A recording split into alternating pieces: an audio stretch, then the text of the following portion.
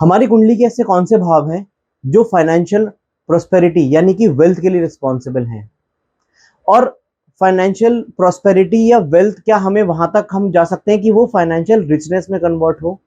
हमारे जो ड्रीम्स है फाइनेंशियल, वो पूरे करने के लिए क्या हमें सफिशिएंट वेल्थ हम जनरेट कर पाएंगे।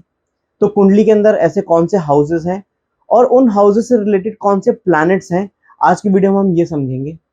और हम ये देखेंगे कि हमें कैसे ये एनालाइज करना है कि हमारे ओन चार्ट में या किसी भी चार्ट में हम ये कैसे देख सकते हैं कि फाइनेंशियल प्रॉस्पेरिटी किस लेवल की हमें मिलेगी, किस लेवल की फाइनेंशियल हमें हैप्पीनेस हमारी लाइफ में आने वाली है।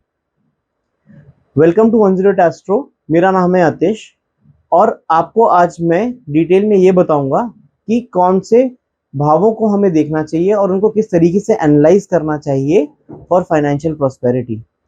इसके पहले भी हमने एक वीडियो में देखा था जिसमें हमने इंदु लगन को निकालकर फाइनेंशियल प्रॉस्पेरिटी के बारे में देखा था। वो एक तरीका है वेल्थ को एनालाइज करने का चार्ट के अंदर। किन हाउसेस के ऊपर फोकस करना है देखने के लिए कि हम लाइफ में धन अर्जन कैसे करेंगे, हम कैसे कमाएंगे पैसे, तो हमारा वो क्या फाइनेंशियल सेटल रहेगा, हम कितना धन अर्जन कर सकते हैं, ये कौन से हाउसेस हमारे चार्ट में बताते हैं। सो जो सबसे पहले जिस भाव को हमें देखना चाहिए वो है हमारा सेकंड हाउस। सेकंड हाउस हमारी फाइनेंशियल वेल्थ, हमारी अक्यूमुलेटेड वेल्थ का हाउस भी है, वो हमारी वाणी का हाउस भी है। और कुछ लोग ये भी मानते हैं कि अगर आप की बात की लोग वैल्यू कर रहे हैं उससे बढ़िया कोई संचित धन नहीं है, तो वो इंटर रिलेटेड है। लेकिन अभी हम इसमें सिर्फ फाइनेंशियल और हम एक मनी वाइज आप कैसे कितना वैल्यू अर्न करेंगे अपनी लाइफ में, हम उसकी बात कर रहे हैं, तो उस पर ही फोकस करेंगे इस हाउस पे भी। तो सेकेंड हाउस हमारा फाइनेंशियल वेल्थ का हाउस होता है, कितना हमने धन जीवन में जोड़ा है उसका। इसके बाद हम देखेंगे फिफ्थ हाउस को। तो सेकेंड हाउस फिर फिफ्थ हाउस चार्ट का। फिफ्थ हाउस हमारी बुद्धि का कारक भी है और फिफ्थ हाउस हमारे फ्यूचर जनरेशन का कारक भी है, जहां से हम ये देखते हैं कि हमारे चिल्ड्रन कितने होंगे, हमारी पढ़ाई कैसी रहेगी, ये सारी चीजें भी हम देखते हैं।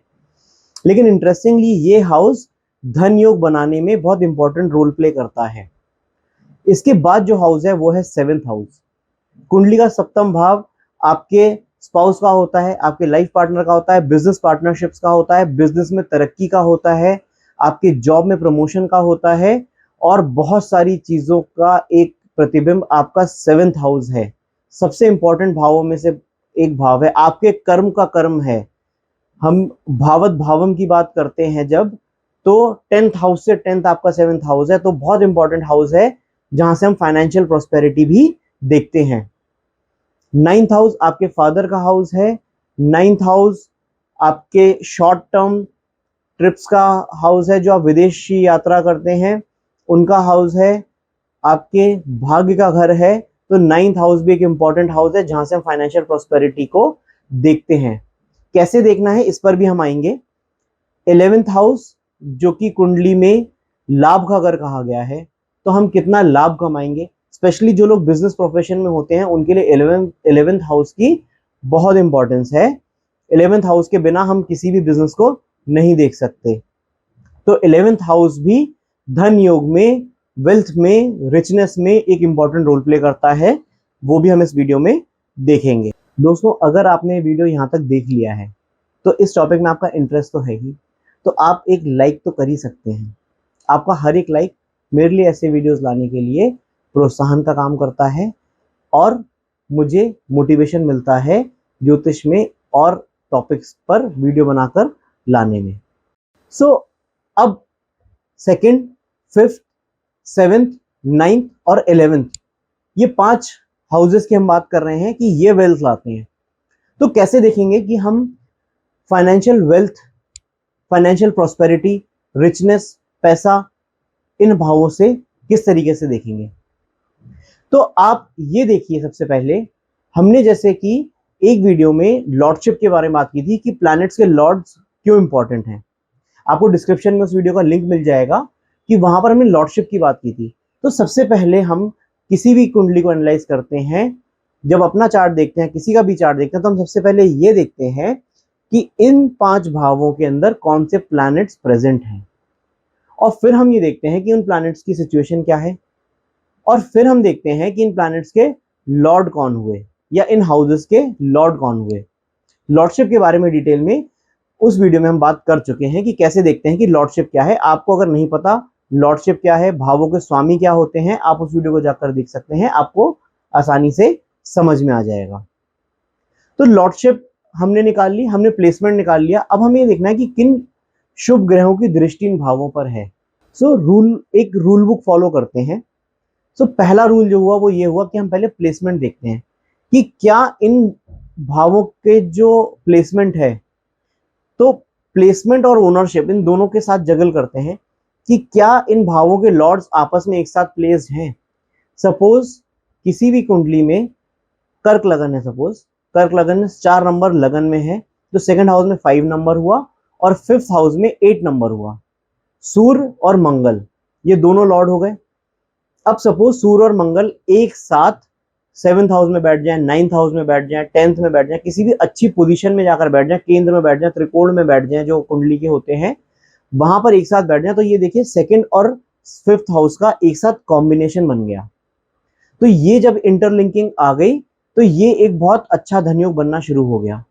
इसी के साथ सपोज अब इस कुंडली का 11th लॉर्ड हुआ शुक्र ग्रह।